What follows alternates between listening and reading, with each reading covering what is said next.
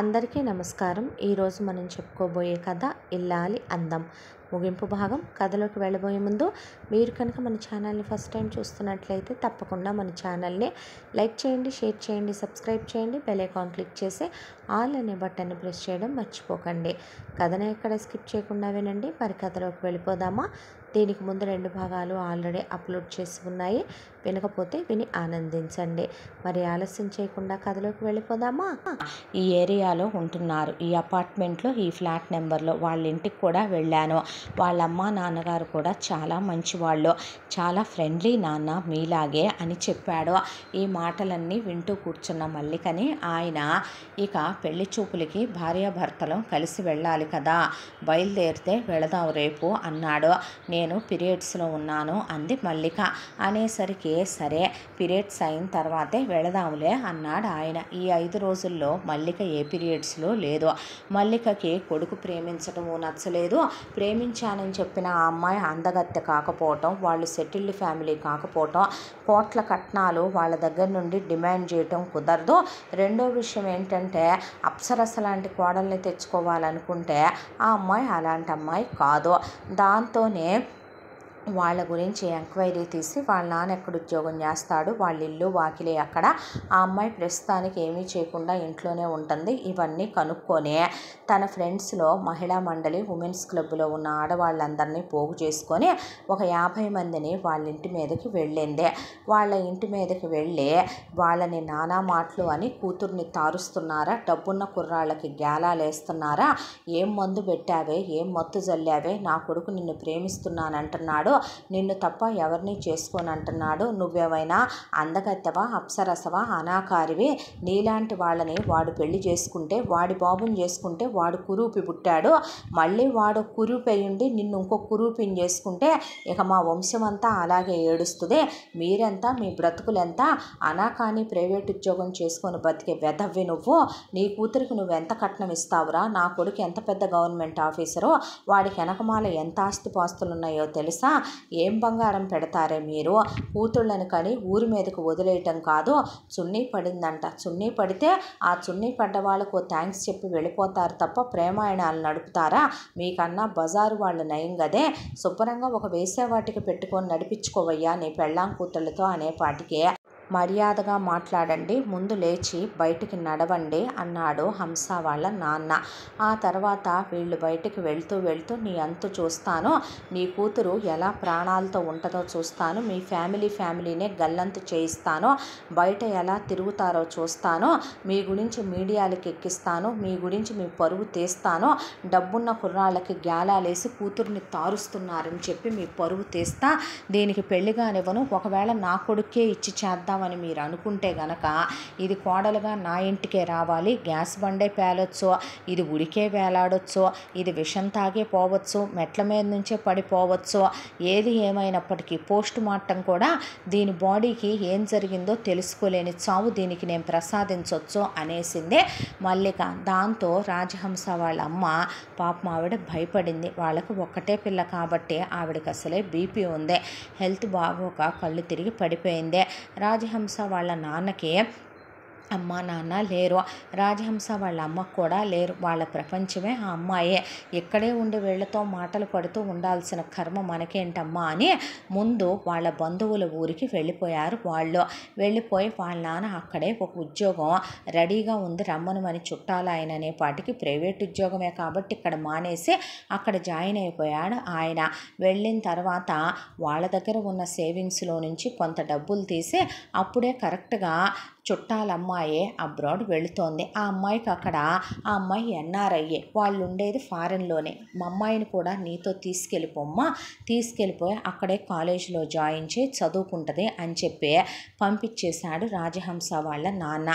ఎప్పుడైతే అశోక్ వాళ్ళ అమ్మ వచ్చి మా అబ్బాయి నిన్ను ప్రేమించాడు అని చెప్పిందో ఆ క్షణం నుంచి ప్రేమించాడా, ప్రేమిస్తే నాకు చెప్పాలి కదా, చెప్పలేదేంటి, ఇలా వాళ్ళ అమ్మ వచ్చిందేంటి, అసలు ఏం జరిగింది ఏంటి అనేది అర్థం కాకుండానే ఆ అమ్మాయి వెళ్ళేటప్పుడే అసలు ఈ ఊర్లోనే వాళ్ళ నాన్న సిమ్ము తీసేసి మరీ వేరే ఊరు మారి వాళ్ళ ఫోన్ నెంబర్ కూడా మార్చేసుకునే పాటికి ఆ తర్వాత అశోక్ మల్లిక పీరియడ్స్ అంది కాబట్టి ఆ 5 డేస్ ఆగిన తర్వాత రోజు కాల్ చేస్తున్న రాజహంస ఫోన్ ఎత్తట్లేదు. ఏదైనా లేడీస్ ప్రాబ్లమా, ఏదైనా ఇంట్లో టెన్షనా అని ఒక 4-5 రోజులు ఆగి వెళుతున్నాగా అనుకున్నాడు. మల్లికని పీరియడ్స్ అయిపోయాయా మమ్మీ వెళ్దామా అంటే రేపు మంచి రోజని ఆపింది. ఆ తర్వాత సరేనని వీళ్ళు ఓకే అనుకున్న తర్వాత కోడలి కోసమని పొట్టి చేతులతో ఎలా వెళ్తాం, పెళ్ళానికి ఎటు సంస్కారం లేదని పార్థసారథి అశోకుని తీసుకొని వెళ్ళి ఒక మంచి పట్టు చీర ఆ అమ్మాయి కోసమని ఆయన తల్లి గాజులు దాచుంచానని లాకర్ నుంచి తీసి అమ్మాయికి రేపు మన ఇంటి కోడలుగా జ్ఞాపకార్థం వెయ్యాలి ఈ నాయనమ్మ గాజులని పక్కన పెట్టుకొని ఉంచుకున్నారు. అయితే తండ్రి కొడుకులు తినే ఫుడ్లో మల్లిక వంటమ్మాయికి కూడా తెలియకుండా వంటమ్మాయి పైన పెట్టొస్తుంది కాబట్టి మత్తు మందులు కలిపేసిందే. తండ్రి కొడుకులు నవ్వుకుంటూ భోంచేసి ఒళ్ళు తెలియకుండా పడుకున్న తర్వాత వెంటనే తన స్నేహితురాలు కూతురైనటువంటి ప్రవల్లికని తను ఎప్పటి నుంచో కోడలుగా చేసుకోవాలనుకుంటుంది. ప్రవల్లిక వాళ్ళమ్మ ఉమెన్స్ క్లబ్లో ఫ్రెండ్ అయింది మల్లికకే. దాంతో ఇక వాళ్ళని పిలిపించి ఇంట్లోనే మండపం ఏర్పాటు చేసి ఇంట్లో ఉన్న తలుపులన్నీ వేయించి పని వాళ్ళ నోర్లు మూయించి ఒక ఫోటోగ్రాఫర్ని పిలిపించి రిజిస్టార్ ఆఫీసులో వీళ్ళకి తెలిసిన వాళ్ళు ఉంటే వాళ్ళకి డబ్బులు పెట్టేసి వెంటనే అశోక్ చేత ఏదో ఒక సంతకంలాగా ఆ మొత్తులో ఉండగానే పెట్టించేసి వేలుముద్రలు నొక్కిచ్చేసి ప్రవల్లిక మెళ్ళలో తాళి కట్టించేసి ఫోటోలు కూడా తీయించేసి గదిలో పడేసింది మొగుణ్ణి కొడుకునే. దాంతో నిద్రలో నుంచి తేరుకునేసరికి ఇక అశోక్కి ప్రవల్లిక భారీగా ఆ ఇంట్లో ఉండేసరికి ఫస్ట్ నైట్ ఏర్పాట్లు జరుగుతూ ఉన్నాయి. ఒకవైపున ఏంటిదంతా అనేపాటికి కొడితే మీ నాన్నకి నీకు చెప్పు తెగిపోద్ది, కుడికాలు చెప్పు కాదురా ఇద్దరికి ఎడంకాలు చెప్పే తెగుద్ది, మీ బ్రతుకులు చెడ, నేలబారు బుద్ధులు నేలబారు మనుషులు, వాడు కురూపి నిన్ను కన్నాడు, నువ్వు కురూపివి, మళ్ళీ ఇంకో కురూపైన దాన్ని చేసుకొని వస్తావా, ఈ ఇంట్లో పని మనిషి కూడా అందంగా ఉండాలనుకుంటాను నేను, ఆల్రెడీ నీ చెల్లెలకి ఒక గేఫెలోగాన్ని ఇచ్చినా అది కాపురం చేసుకోవట్లా వాడు అందంగా ఉన్నాడనే దాంతో అలాంటిది నువ్వు అనాకార్యం చేసుకొని వచ్చి కానీ కట్నం ఇవ్వడు దాని బాబు మన క్యాస్ట్ కూడా కాదు, దాన్ని చేసుకొని వచ్చి ఏం చేద్దామనిరా రాస్కెల్ అనే పాటికి అశోక్ ఎదురు తిరిగిపోయాడు. ప్రవల్లిక ఒకవైపున ఫస్ట్ నైట్కి రెడీ అయిపోయి రా నా ఒంటి మీద చెయ్యి కాపురం చేయి లేకపోతే వీధిలోకి ఎక్కి చెప్తాననే పాటికి ఆ రోజు పార్థసారథి గారు మల్లిక మీద చెయ్యేశాడే కానీ అశోక్ మాత్రం జస్ట్ బెల్ట్ తీసుకుంటే బకిల్ సైడు పీస్ అయిపోయింది బెల్ట్. మధ్యలో మల్లికకి కూడా ఒక రౌండ్ ఇంకో బెల్ట్ తిరిగిందే. నువ్వు ఏం చేసినా ఎలా చేసినా అది ఊళ్ళో అయితే లేదులేరా, నీ కంటికైతే అది ఎప్పటికీ కనపడదులేరా అనే పాటికి పార్థసారథిని తీసుకొని ఉరుకులు పరుగుల మీద వెళ్తే వాచ్మెన్ ఎవరో ఒక ఆవిడ ఒక 50 మందిని తీసుకొని వచ్చింది బాబు. హంసమ్మ గారిని వాళ్ళ అమ్మ నాన్నగారిని నానా మాటలు అని బెదిరించారు వాళ్ళు. ఏదో పోలీస్ స్టేషన్లో మీడియాలో అన్నారు. పరువుకి జడిసే మనుషులు కదయ్యా, అప్పటికప్పుడు ఇల్లు ఖాళీ చేసి వెళ్ళిపోయారు బాబు. ఓనర్కి అడ్వాన్స్ డబ్బులు కూడా వెనక్కి కూడా ఇవ్వక్కర్లేదులే అని చెప్పి వెళ్ళిపోయారయ్యా అని చెప్పాడు వాచ్మెన్. ఏం చేసావే వాళ్ళని అంటే ఓ వెళ్ళిపోయారా, నేను ఇచ్చిన కిక్కు బాగానే తగిలిందనమాట. అయితే వాళ్ళకి పర్వాలేదులేరా, వాళ్ళ స్థాయి ఏంటో స్థితి ఏంటో తెలుసుకున్నారు. ముష్టోడు ఇంకో ముష్టోడిని అల్లుడుగా తెచ్చుకోవాలి. రిక్షావాడు ఆటోవాడిని, ఆటోవాడు బస్సు డ్రైవర్ని కావాలనుకోవటం వరకు బాగానే ఉంటుంది. కానీ రిక్షావాడు వెళ్ళి అంబానీ కొడుక్కి తన కూతుర్నిచ్చి చేద్దాం అనుకోకూడదు కదా. వాడి లెవెల్కి వాడు మన్ని అలా అనుకుంటాడని వాడికి ముందే క్లారిటీ ఇచ్చి వచ్చానులే అనేపాటికి వాళ్ళైతే ఇంక నీకు కనపడరు, మూసుకొని ప్రవల్లికతో కాపురం చేసుకో, అంత అందంగా ఉన్న పెళ్ళాన్ని ఇచ్చి చేస్తే ఎక్స్ట్రాలు చేయబాక అనేపాటికే నేను నాన్నను అనుకుంటున్నావా ఏంటే, అన్నీ మూసుకొని లైట్లు తీసి కాపురాలు చేస్తున్నానని నువ్వంటే ఊరుకోవటానికి అనేశాడు అశోక్. ఆ తర్వాత నుంచే కనీసం ఒక సిగరెట్ వాసన, ఒక మందు వాసన, ఒక ఆడవాళ్ళ వైపు కన్ను తిప్పి చూడని కొడుకు విపరీతంగా చైన్ స్మోకర్ అయిపోయాడు. తాగి అక్కడ పడితే అక్కడ పడిపోవటం, ఉద్యోగానికి వెళ్ళకపోవటం, టాక్సిక్ అయ్యేంత తాగటం, ఒకవైపున నోట్లోంచి బ్లడ్ పడిపోవటం, ఫుడ్ తినకపోవటం, నిద్రపోకపోవటం, గడ్డాలు పెరిగిపోవటం, పిచ్చోళ్లాగా తయారైపోయాడు. ఎంత దాంట్లో ఒకవైపున ఎలాగైనా కాపురం చేయించాలి ప్రవల్లికతో, అశోక్ చేత మీద చెయ్యించాలనే దాంతో మల్లిక. ప్రవల్లికకి బికినీలో కూడా ఇంత ఎక్స్పోజింగ్ చేసే ఉంటాయా అనేలాంటి బట్టలు వేయించి అశోక్ రూమ్లోకి పంపిస్తే, నువ్వు తల్లివా లేకపోతే అమ్మాయిల్ని సప్లై చేసే బ్రోకర్వా, అసహ్యం వేస్తుంది నిన్ను చూస్తే అనేసి వెళ్ళిపోయేవాడు అక్కడి నుంచి. ఇక పార్థసారథి కొడుకు చేతికి దక్కేలా లేడని పెద్ద పెద్ద బ్లడ్ వామిటింగ్స్ అవుతుంటే ఆయనకి దిగులొచ్చి డాక్టర్ గారితో మాట్లాడుకున్నాడు వెళ్ళి. డాక్టర్ గారు మత్తు ఇంజెక్షన్ ఇస్తాను, తీసుకొచ్చి రీహాబిలిటేషన్ సెంటర్లో చేర్చండి అంటే, నా కొడుకును వదిలి నేను ఉండలేను డాక్టర్ గారు, వాడికి ఏమైనా అయితే నేను చచ్చిపోతానండి, నేను కూడా ఇక్కడే ఉంటాను, నాకు మనసేం బాగాలేదు, మీరెటు సైకియాట్రిస్టేగా నేను కూడా బిళ్ళలు మింగుతూ పడుంటాను, వాడికి ఏమైందో అనే టెన్షన్లో నేను ఉండలేనంటే, సరే రండి అన్నాడు. అన్న తర్వాత వచ్చేటప్పుడు పార్థసారథి మల్లికకి, ఇగో తాళాలు ఉంచుకొని నీ దినం చేసుకో అని చెప్పి, ఆయన ఖర్చులకి డబ్బులు కావాలంటే ఉన్నయి బాగానే నా వార్డ్రోబ్లో వాడుకోమని చెప్పి పిల్లాడికి మొత్తం ఇప్పించి తీసుకొని రీహాబిలిటేషన్ సెంటర్కి వెళ్ళిపోయాడు ఆయన.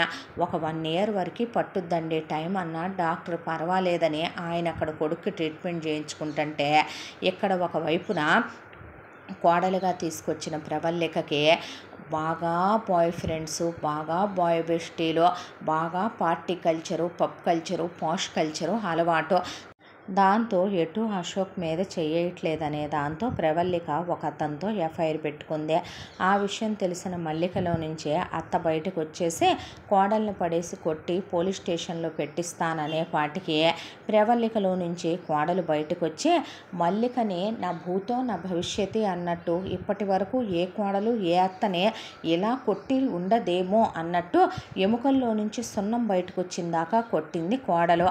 కొట్టి తీసుకెళ్ళి ఒక గదిలో గొలుసులేసి కట్టేసేపాటికి ఉమెన్స్ క్లబ్ మహిళా మండలి వాళ్లకు ఫోన్లు చేసుకుంది మల్లిక.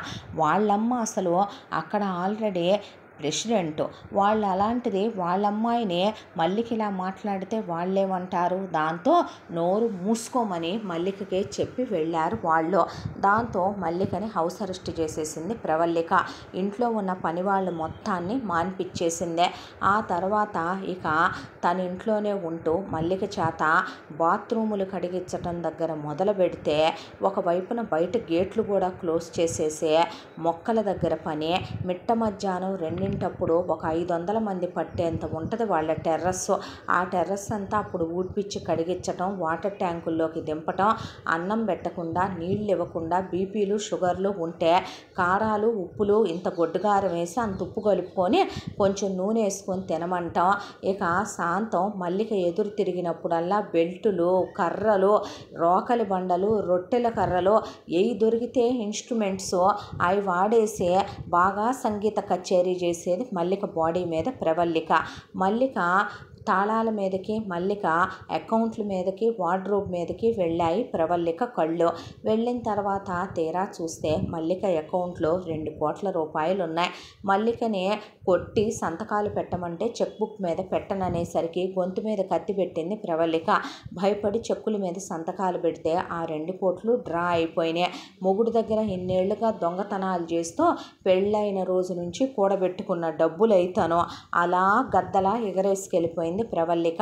ఆ తర్వాత తన దగ్గర ఉన్న 7 వారాల నగల్లో సగం కూతురుకు పెట్టంగా సగం ఉన్నాయి. ఆ సగం చక్కగా తీసేసుకుందే. ఆ తర్వాత పట్టు చీరలన్నీ తీసేసుకుందే. కుక్కను కొట్టినట్టు కొట్టి సప్తమహా నరకాలంటే ఎలా ఉంటాయో చూపిస్తూ మల్లిక తలకి రంగు లేక మనిషి ఎలా ఉందంటే చెప్పనలివి కానట్టు ఉంది. ఆ తర్వాత సంవత్సర కాలం ఇలా గడిచిపోయి పార్థసారథి ఎట్టకేలకి అశోక్కి ట్రీట్మెంట్ కంప్లీట్ చేయించాక కొడుకు కాళ్ళు పట్టుకున్నాడు. ఆయన డాడీ అంటే, నువ్వు లేకపోతే నేను బ్రతకలేను, నువ్వు వేరు కాపురం వెళితేనే నేను చచ్చిపోతానని నిన్ను ఇంట్లో పెట్టుకున్నానయ్యా. కింద ఫ్లోర్లో దాని నుంచి పై ఫ్లోర్లో నిన్ను పెట్టుకొని అన్ని సుఖాలకి దూరమై బ్రతుకుతూ వచ్చాను. వారసుడివైన నువ్వే నా గుండెల మీద గుద్ది చచ్చిపోతావా అయ్యా? ఆ అమ్మాయి ఎక్కడికి వెళ్ళిందో నాకు ఆలోచించే టైం అన్నా ఇచ్చావా? ఆ అమ్మాయి వాళ్ళు ఎక్కడికి వెళ్ళారో నేను ఎంక్వైరీ తీస్తా, కనుక్కుందాం, వాళ్ళ అమ్మా నాన్నల్ని వెతుక్కుంటూ వెళదాం, వాళ్ళ ఆధార్ అడ్రస్సో పానో ఆ ఇల్లుగల్ల ఆయనకి ఇచ్చే ఉంటారు, వెళ్ళి కనుక్కొని నేను ఎంక్వైరీ తీస్తాను నాన్న, ఆ అమ్మాయికి పెళ్ళి అయ్యి ఉండదని నా మనసు చెప్తుంది, నువ్వు ఆ అమ్మాయిని చేసుకుందు కానీ ప్రవల్లికకి విడాకులు ఇద్దు కానీ నీకు దండం పెట్టి నీ కాళ్ళు పట్టుకుంటానయ్యా, నాకు కడుపు కోత పెట్టకరా అని ఇంటికి వచ్చాడు ఆయన. వచ్చేసరికి అలా గేటు తీసుకొని వస్తుంటే ఒకవైపున ఎవరో ఒక అమ్మాయి అక్కడ కింద కూర్చొని ఆయన కాళ్ళ దగ్గర కూర్చొని ఉంది. మీ అమ్మ మళ్ళీ పని అమ్మాయిని మార్చినట్టుంది, దీనికి పని వాళ్ళతో నేను ఎక్కడ ఎఫ్ఐఆర్లు పెట్టుకుంటాను అని డౌట్. పట్టుమని ఎవరిని ఒక 10 రోజులు ఉండనివ్వదు కదా అనేపాటికి కాలు మీద చెయ్యేసి ఆయన కాలు పిల్లాడి కాళ్ళు పట్టుకుంటే తప్పమ్మా, పెద్ద వయసున్న నా తల్లి లాంటి దానివి నా కాళ్ళు పట్టుకోకూడదు అన్నాడు ఆయన. అనేపాటికి ఏమయ్యా నేనేనయ్యా నీ మల్లికనే అనేపాటికి నువ్వా ఏంటే తలంతా ముగ్గుబుట్టు అయిపోయింది, ఒక్క నల్ల వెంట్రుక కూడా లేదా తల్లో, ఏంటి నువ్వు ఇంత అసహ్యంగా ఉన్నావు, చర్మం అంతా ఏంటి ట్యాన్ అయిపోయింది, మొత్తం ముడతలు పడిపోయింది ఏంటి చర్మం అంతా, అంటే ఎన్నాళ్ళు నువ్వు మేకప్ మీద మెయింటైన్ చేసావా, మొహం అంతా మంగొచ్చిందేంటి, కళ్ళ చుట్టూ నలుపులేంటి, అసలు అవతారం ఏంటి, నువ్వేంటి నోట్లో పళ్ళయ్యి నీకు, ఆ పళ్ళన్నీ అది విరక్కొట్టేసిందయ్యా, గోల్డ్లయ్యి నెయిల్ పాలిష్లయ్యి ఐహిల్ చెప్పులయ్యి బొడ్డు కింద చీరలయ్యి, ఏంటే నువ్వు ఇలా తయారయ్యావో అనేపాటికి మీరు వెళ్ళిన దగ్గర నుంచి నన్ను టార్చర్ చేసింది, కొట్టింది, తిట్టింది, 2 కోట్ల రూపాయల డబ్బులు కాజేసింది, బంగారం కాజేసింది, అసలు 2 కోట్లు నీ దగ్గర ఎక్కడే అనేపాటికి మన పెళ్ళైన దగ్గర నుంచి రోజు నేను నీ రూమ్కి వచ్చి నీ వార్డ్రోబ్లో నుంచి డబ్బులు కొట్టేస్తూ పోగు చేసుకున్నానయ్యా అనేసరికి అత్తయ్య చెప్పిన మాటలే నమ్ముతారా మావయ్య మీరు వెళ్ళాక అత్తయ్య ఎలా తయారైందో తెలుసా, అసలు నేను అలా ఆరళ్ళు పెట్టే కోడల్నే అనుకుంటున్నారా, మీకేం తెలుసు చూడండి అని మల్లిక బాత్రూంలో స్నానం చేసే వీడియోలు తీసి ఇవన్నీ మీరెటూ లేరని, ఇన్ని సంవత్సరాలుగా మీరు ఆవిడ ఒంటి మీద చెయ్యట్లేదని ఎవరెవరితోనో ఎఫ్ఐఆర్లు పెట్టుకొని చెడు తిరుగుళ్ళు తిరుగుతూ న్యూడ్ వీడియోలు వాళ్ళకి షేర్ చేస్తుంది మీ ఆవిడ. ఒక్కసారి చూడండి, ఎవడో మరి వీడిని పిలిపించుకొని మీ ఆవిడ చూసారా, కనీసం ఒంటి మీద బట్టలు కూడా సరిగ్గా లేవు మీ ఆవిడకి, వాడితో ఒకే దుప్పట్లో ఏం చేస్తుందో కనుక్కోండి అనేపాటికి ఓడి దేవుడో ఓడి తండ్రో ఓరి నాయనో నా తాళి మీద ఒట్టయ్యా తాళేదన్నాడు ఆయన.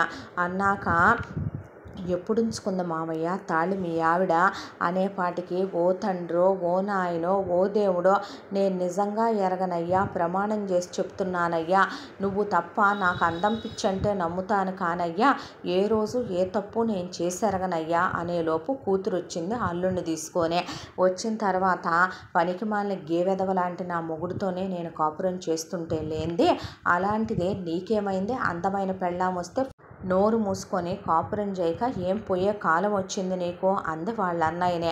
ఆ మాట అంటూ ఉండగానే అర్జున్ వచ్చి పట్టా నవ్యకు పడి నవ్య వెళ్ళబోతుంటే పిల్లలు పుట్టారా అమ్మ అనేపాటికి నా బతుకు అదొకటే తక్కువలే అని అమెరికా తీసుకొని వెళ్ళిపోయాడు అర్జున్. మళ్ళీ వెళ్ళిపోయిన తర్వాత ఇక్కడ చూస్తే ప్రవల్లిక ప్రమాణ పూర్తిగా చెప్తున్నానయ్యా, నేను తినే దాంట్లో ఏదో కలిపేసి ఇది నన్ను మంచం మీద పడుకోబెట్టి ఎవరినో పిలిపించి వాడిని నా దుప్పట్లో దూర్పిచ్చి తీసిన ఫోటోలు, నేను ఎవరితోనూ కులకలా ఎవరితోనూ కాల్జార్లా, ఆ దేవుడి మీదొట్టు, నువ్వు దేవుడిని నమ్మవుగా నీ మీదొట్టు, నన్ను లెక్క చేయవుగా నా మీదొట్టు, నువ్వు నీ మీద వేసుకుంటే నేను నమ్మనుగా, అయ్యో పిల్లాడి మీద వాడి మీద నీకు హక్కు లేదు నువ్వు వెయ్యొద్దు, నా కూతురు మీద ఒట్టయ్యా అయినా నేను నమ్మనే, అయ్యో శీల పరీక్ష చేయించు, నువ్వు నాతో కాపురం కళ్ళు మూసుకొని చేసినా ఇద్దరిని కన్నాక నువ్వు కన్యవా, నేను శీల పరీక్ష చేయించడానికి, సైన్స్ ఎందుకయ్యా ఇంత డెవలప్ అవ్వకుండా ఆగిపోయిందే, ఏమో నువ్వు వెళ్ళి డెవలప్ చేస్తావేమోనని,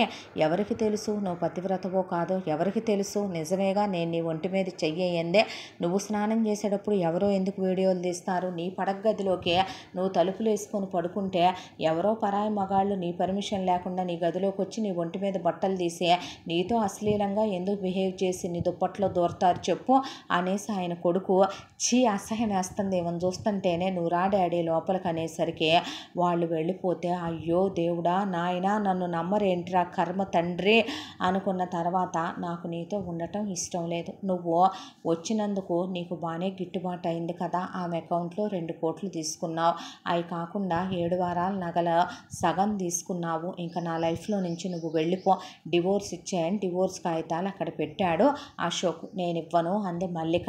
ఇవ్వను అనేపాటికి ఇవ్వకపోతే ఊరుకోను నేను, నువ్వేం చేసినా సరే నేను ఇవ్వను, నువ్వు నాతో కాపురం చేసి తీరాల్సిందే అన్నాక మల్లిక వెళ్ళి అశోక్ కాళ్ళ మీద పడితే ఏంటి అనేసరికి అయ్యా అయ్యా అమ్మని రా, ఒక్కసారి నేను చెప్పేది విను. అయ్యో నేను కురూపిని కదా, నేను అనాకారిని కదా, బుద్ధి తక్కువే అన్నాను రా, నీ కాళ్ళు పట్టుకుంటాను కన్న తల్లిని.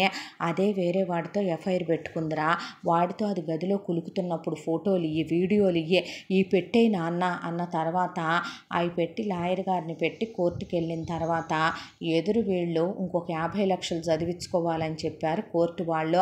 అయితే నా బంగారం కాజేసిందండి, నా డబ్బులు కాజేసిందంటే ప్రూఫ్లు ఏంటండి అనేపాటికి మల్లిక షాక్ అయి కూర్చుండిపోయి ఇంకో 50 లక్షలు ఎదురు పెడుతుంటే అయ్యో అయ్యో అయ్యో సుబ్బిశెట్టి దగ్గర చింతామణి దోసినట్టు ఇదంతా చిత్రాంగి దేవుడో, తెలియక దీన్ని తెచ్చిపెట్టుకున్నాను నాయనో అనేపాటికి ఈ అవతారం ఎన్నాళ్ళు అన్నాడు ఆయన.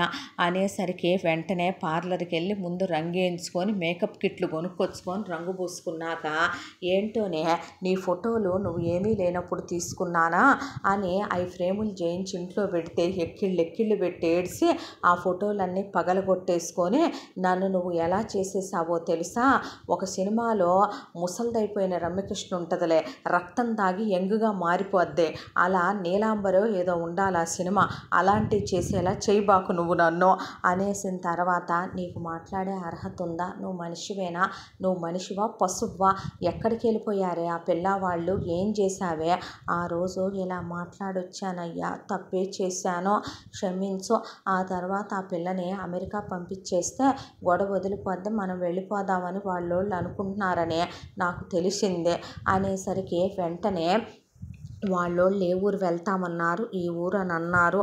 అన్న తర్వాత వెళ్ళి వాళ్ళ ఆధార్ కార్డులు అయ్యి ముందు హౌస్ ఓనర్ దగ్గర ప్రూఫ్లు పట్టుకొని ఆ తర్వాత ఫోన్ నెంబర్లు పట్టుకొని అలా వాళ్ళ అడ్రస్సులు పట్టుకొని వెతుక్కుంటూ నానా తిప్పలు పడి నెలల టైం తీసుకొని మొత్తానికి చేరుకున్నారు పార్థసారథి అశోక్. వెళ్ళేసరికి రాజహంస వాళ్ళ అమ్మ నాన్న ఉంటే ఏంటంటే ఇదే, ఏంటంకల్ ఇదే, నేను తన్ని ఇష్టపడ్డాను, మా అమ్మ తప్పే చేసింది అనుకోండి, ఒక మాట అయినా చెప్పకుండా మీరు అలా చేశారా అంకల్, నేను ప్రాణానికి ప్రాణంగా తను ప్రేమించాను, తనకి పెళ్లి కాలేదు కదా, అయ్యిందని ఒక్క మాట మీరు చెప్తే నేను చచ్చిపోయి దీన్ని కూడా చంపేస్తాను అంకుల్ చెప్పండి అన్నాక వాళ్ళు అలా నిలబడిపోతే మా పిల్లాడు నిజంగా మంచోడండి, నా పెళ్ళైన దగ్గర నుంచి ఈవిడ అహంకారంతో చేసిన తిప్పలివని వాళ్ళ కాళ్ళ మీద ఇసిరేశాడు పార్థసారథి మల్లికనే. వెళ్ళి కాళ్ళు పట్టుకొని అన్నయ్య వదిన అని వరుస కలిపేసి క్షమాపణలు చెప్పుకుంది. వాళ్ళకి చెప్పుకున్న తర్వాత అందమే ముఖ్యం అనుకున్నాను, అందం కాదు మనుషుల్లో ఉండే ఆత్మాభిమానం, ఆత్మీయతలు, అనురాగాలు ముఖ్యమని ఇంతకాలానికి తెలుసుకున్నాను అన్న తర్వాత వాళ్ళేం మాట్లాడలేదు. ప్లీజ్ అంకుల్, తను ఎలా ఉంది, పెళ్లి చేసుకోలేదు బాబు, అబ్రాడ్ వెళ్ళింది, ఎంఎస్ చేసింది, జాబ్ చేసుకుంటుంది, ఎందుకో మేము చాలా సంబంధాలు చూసినా పెళ్ళి చేసుకోనంటే చేసుకోనందయ్యా అన్న తర్వాత అమ్మాయిని పిలిపించండి, అబ్బాయికి అమ్మాయికి పెళ్లి చేద్దాం అన్నాక ఆ అమ్మాయిని అబ్రాడ్ నుంచి పిలిపించారు. పిలిపించిన తర్వాత వస్తే అశోక్ మోకాళ్ళ మీద కూర్చుని పిచ్చోడైపోయి ఆ అమ్మాయిని పట్టుకొని ఏడ్చేశాడు.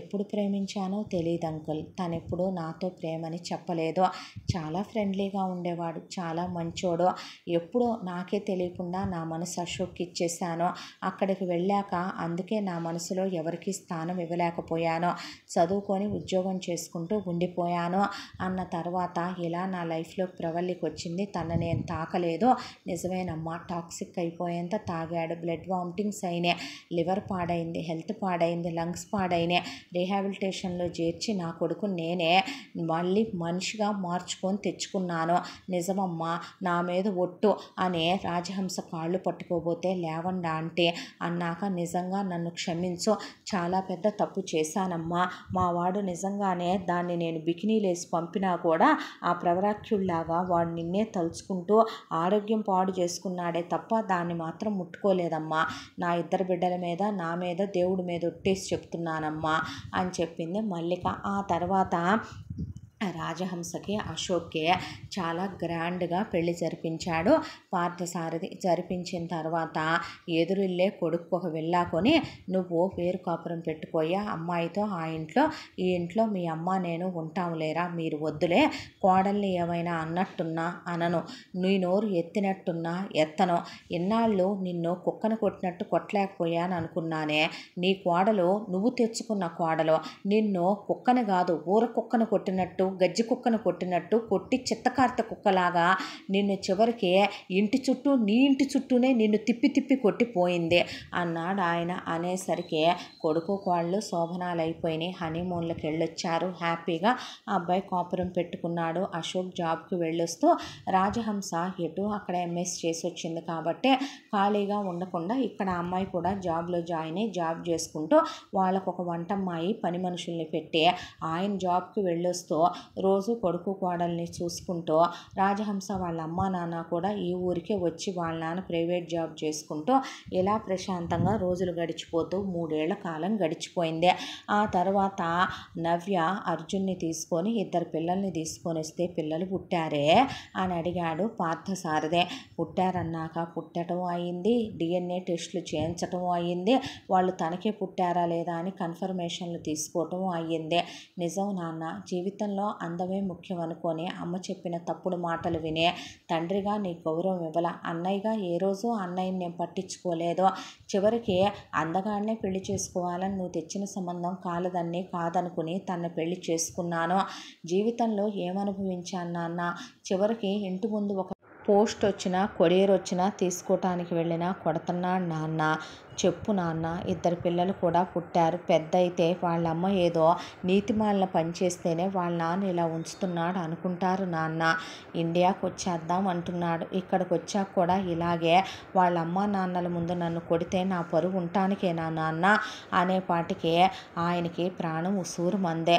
అన్న కాళ్ళ మీద పడింది, వదినకి సారీ చెప్పింది. ఆ తర్వాత రాయ్య మాట్లాడదామని పార్థసారథి అశోక్ అర్జున్తో మాట్లాడబోతే అంకుల్ మీరెంత మంచివాళ్ళో బావ ఎంత మంచివాడో నాకు తెలుసు, మీ అమ్మాయిని నేను ఇలా ఎందుకు చేశానో మీకు తెలియదు కదా, అసలు జరిగిన కథ చెప్తాను వినండి. మీ అమ్మాయి కాలేజ్లో ఉన్నప్పుడు చాలామంది బాయ్ ఫ్రెండ్స్తో మీ అమ్మాయి లవ్ అని చాలామందితో గేమ్స్ ప్లే చేసిందే. అలా ప్లే చేసిన వాళ్ళల్లో ఒకడు అశ్వత్, నా చిన్నప్పటి ఫ్రెండ్, పక్క ఇళ్లల్లో ఉండేవాళ్ళం. ఎల్కేజీ నుంచి మేము ఇంటర్ వరకు ఫ్రెండ్స్. ఇంటర్ అయిపోయిన తర్వాత నాకు వేరే ఊళ్ళో సీట్ వచ్చింది, నేను అక్కడికి వెళ్ళాల్సి వచ్చింది. ఆ తర్వాత వాళ్ళు ఈ ఊరు వచ్చేసారు ట్రాన్స్ఫర్ అయ్యే. ఆ తర్వాత అశ్వత్ ఈ కాలేజీకి వస్తే నాకన్నా చాలా అందంగా ఉంటాడు వాడు. మీ అమ్మాయి వాడిని లవ్ చేస్తున్నానని ప్రేమ ముగ్గులో దింపింది, వాడిని కుక్కని చేసి తన కాళ్ళ చుట్టూ తిప్పుకుంది. ఒక రోజున అశ్వత్ ఫ్రెండ్స్తో కలిసి బైక్ మీద వెళుతుంటే చిన్న యాక్సిడెంట్, తలకి ఒక చిన్న స్కార్ పడింది వాడికి. ఆ గీత పడిన తర్వాత నువ్వు అసహ్యంగా ఉన్నావు, అదేదో వ్యాధో లోపమో అన్నట్టు ఉన్నావు, నిన్ను చూస్తేనే నాకు రోత పుట్టి వాంతి వస్తుంది, నీలాంటి కురూపిని నేను పెళ్లి చేసుకొని పొమ్మని మీ అమ్మాయి అన్న మాటకి మీ అమ్మాయిని వాడెంత డీప్గా లవ్ చేశాడంటే అంకుల్ వాడు పిచ్చోడైపోయి చివరికి పిచ్చి హాస్పిటల్లో చేర్చి షాకులు కూడా ఇచ్చారు వాడికి. వాళ్ళ అమ్మ నాన్నలకి వాడు ఒక్కడే కొడుకు. వాడు నాకు ఎంత బెస్ట్ ఫ్రెండ్ అంటే ప్రాణానికి ప్రాణం ఇచ్చుకునేంత బెస్ట్ ఫ్రెండ్. అలాంటిది వాడిని తిప్పని హాస్పిటల్ లేదు, చూపించని డాక్టర్ లేదు. వాళ్ళ అమ్మ నాన్న వాడికి నయం చేయించుకొని ఆ తర్వాత ఒక అమ్మాయికి ఇచ్చి పెళ్లి చేస్తే నేను ఆ జరిగిన అంతా సిచ్యువేషన్లో వాళ్ళ పక్కనే ఉన్నాను. ఉన్న తర్వాత అశ్వత్ ఆ తర్వాత ఇదే ఊర్లోనే బిజినెస్ పెట్టుకున్నాడు. బిజినెస్ పెట్టుకొని నా ఎందుకురా ఇలా చేసుకున్నావు అని అడిగితే నా లైఫ్ ఇలా అవటానికి కారణం ఇదిగో ఈ అమ్మాయి అని మీ అమ్మాయి ఫోటో చూపించి జరిగిందంతా చెప్పాడు. ఇలా అందమే ముఖ్యమా బావా, అలా అనుకుంటే అందం లేని వాళ్ళకి పెళ్ళిళ్ళు అవటం లేదారా అంటే మనసు కాదా శరీరమా ముఖ్యం, మన అమ్మా నాన్నల్ని పట్టే కదరా మనం పుడతాము. మా అమ్మా నాన్నలు ఎలా ఉన్నారు బాగుంటేనేగా నేను బాగున్నాను, బాగున్నాను, మీ అమ్మ నాన్న బాగుంటేనేగా నువ్వు బాగున్నావు, నా నుదురు మీద చిన్న దెబ్బ తగిలిందని నేను కురూపినని నన్ను వదిలేసిందే అన్నప్పుడే నా కడుపులో విత్తనంగా పగ మొదలైంది, కసి మొదలైంది. మీ అమ్మాయికి బుద్ధి చెప్పాలి అనుకున్నాను, తల తిరిగిపోయేలా ముందు మీ ఆవిడికి చెప్పాలనుకున్నాను. కరెక్ట్గా మీ ఆవిడ సంబంధం వెతుక్కుంటూ వచ్చింది. మీ అమ్మాయి సంబంధాన్ని తీసుకొని మీ ఆవిడ గారు నడుచుకుంటూ వచ్చింది. మీ అమ్మాయిని చూసిన క్షణమే మీ అమ్మాయికి బాగా ఒళ్ళు తిరిగేలా బుద్ధి చెప్పాలనుకున్నాను అంకుల్. దాంతోనే ఈ సంబంధానికి ఓకే అన్నాను. మీ అమ్మాయిని పెళ్లి చేసుకున్నాను, అబ్రాడ్ తీసుకెళ్ళాను. మీ అమ్మాయి అహంకారాన్ని తొక్కాలనిపించింది అంకుల్, పొగరును తొక్కేయాలనిపించింది, బలుపుని అణిచేయాలనిపించింది, గర్వాన్ని అణగార్చేయాలనిపించింది. భర్తతో ఒక భార్య కాపురం చేయాలంటే ఆడతనం ఉండాలి, అది అత్తయ్యలో లేదు. మీ అమ్మాయిలో ఆ ఆడతనాన్ని రప్పించాలనుకున్నాను. కొట్టాను అంకుల్, నిజమే. కీలెరిగి వాత పెట్టందే, సామధాన భేద దండోపాయాలు వాడందే. మీలాగా నేను సహనమూర్తిని, ఓర్పుమంతుణ్ణి కాదు. నాకు ఈగో ఎక్కువ అంకుల్. మీ అమ్మాయి ఆ ఈగో హర్ట్ అయ్యే విధంగానే చాలా చీప్గా చేసి నన్ను చాలా మాటలు మాట్లాడిందే. వెళ్ళినప్పుడు నన్ను కుక్కని చేయాలనుకుంది, కాళ్ళ చుట్టూ తిప్పుకోవాలనుకుంది, ఇష్టం వచ్చినట్టు పెట్టరేగిపోయి మాట్లాడింది. అక్కడి నుంచే నాలో నుంచే నిద్రపోతున్న సైకో నిద్ర లేవాల్సి వచ్చింది. మీ అమ్మాయికి అందుకే చుక్కలు చూపించాల్సి వచ్చింది. మీ అమ్మాయి ఏ అందాన్ని చూసైతే మురిసిపోతుందో, ఇప్పుడు 2 పిల్లల్ని కన్న తర్వాత మీ అమ్మాయికి రోజు అద్దంలో మీ అమ్మాయిని చూపిస్తున్నాను. మీ అమ్మాయి ఇప్పుడు ఓవర్ వెయిట్ గెయిన్ అయింది. మీ అమ్మాయిలో చాలా తేడాలు వచ్చినాయి, హార్మోన్స్ చేంజ్ అయినాయి. ఎల్లకాలం మనుషుల్లో అందాలు ఉండవు అంకుల్. మనుషుల్ని మనుషులు అర్థం చేసుకోవాలి. మీరా అందరూ మీరాంటీని భరించినట్టు భరించాలంటే చాలా కష్టం. లైఫ్ 60 ఏళ్ళు వచ్చిన తర్వాత మారిపోతే ఏముంటుంది అంకుల్, 20లో 30లో ఉండగానే మార్చుకోవాలిగా. అందుకే మార్చానులేండి. ఇప్పుడు మీ అమ్మాయి నిజంగా మారిందని తెలిసాకే అక్కడ ప్రాపర్టీలన్నీ అమ్మేసుకుని ఇంకిక్కడ సెటిల్ అవ్వాలని ఇక్కడికి నేను జాబ్ అప్లై చేసుకుని మరీ వచ్చేసాను. ఇక మీదట నేను ఇక్కడే ఉంటాను.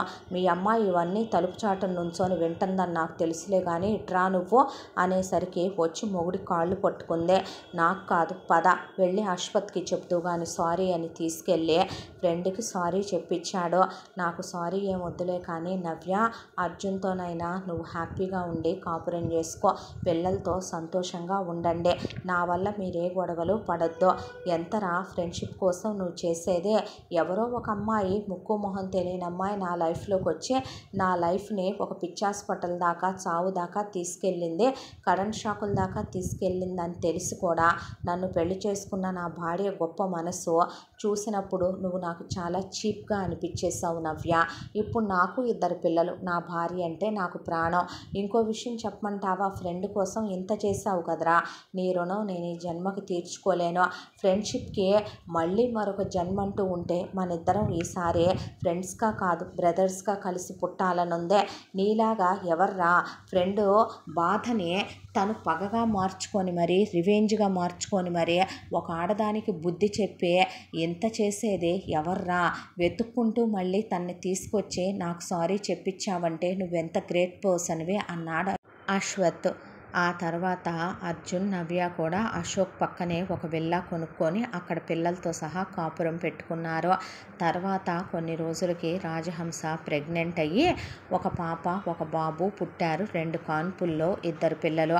ఆ తర్వాత ఆపరేషన్ అయిపోయిన తర్వాత వాళ్ళ అమ్మా నాన్నల్ని తీసుకొచ్చి అశోక్ అత్తామామల్ని తనతో పాటు ఇంట్లోనే ఉంచుకున్నాడు. నవ్య కూడా అర్జున్ వాళ్ళ అమ్మా నాన్నల్ని వచ్చి తమతోనే ఉండమని అడిగి వాళ్ళు తీసుకొచ్చుకున్నారు. ఎదురింట్లో పార్థసారథి, మల్లిక. పార్థసారథి ఎదురు 2 ఇళ్లల్లో ఒక ఇంట్లో కూతురు అల్లుడు, ఒక ఇంట్లో కొడుకు కోడలు ఉన్నారు. మల్లికని కూతురు కూడా ఇక ఏమీ మాట్లాడనివ్వకుండా వాళ్ళ పనేదో వాళ్ళు చూసుకుంటూ వాళ్ళ కాపురం వాళ్ళు ప్రశాంతంగా చేసుకుంటున్నారు.